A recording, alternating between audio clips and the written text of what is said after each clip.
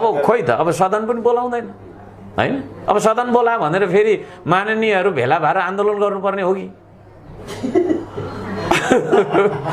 हैन अहिले त हाँस्नुभयो तपाईँलाई चित्त बुझ्यो त्यो त होइन होला नि त फेरि आन्दोलनै मात्रै गरिराख्नु पर्ने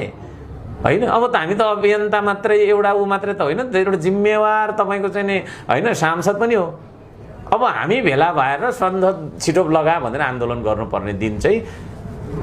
नआउँदा राम्रो संसद भवनभित्र तपाईँ जानुभयो भने पहिलो कुरा चाहिँ तपाईँ के राख्नुहुन्छ मेरो बुँदा छ थुप्रै बुँदा छ 25-30 वटा बुँदा छ त्यसमा पहिलो बुँदामा म एमसीसी खारेज गराउँछु भन्नाले गर्ने माग राख्छु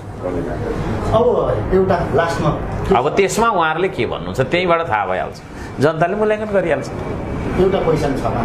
हजुर हर्का साम्बाङले दार्चुलामा पुल बनायो तर त्योभन्दा पर गएर कालापानी लिपुलेमा आफ्नो श्रमदातालाई चाहिँ राखेर यसो त्यो सुरक्षाको बारेमा अथवा त्यहाँ त्यो चाहिँ सरकारको काम हो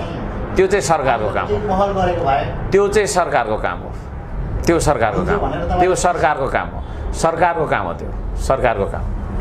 त्यो चाहिँ सरकारको काम होइन हाम्रो काम होइन त्यो मलाई सरकार चलाउन दिनु नि त अहिले छोडिदिने हो म गर्छु त्यहाँ फेरि पहिला पनि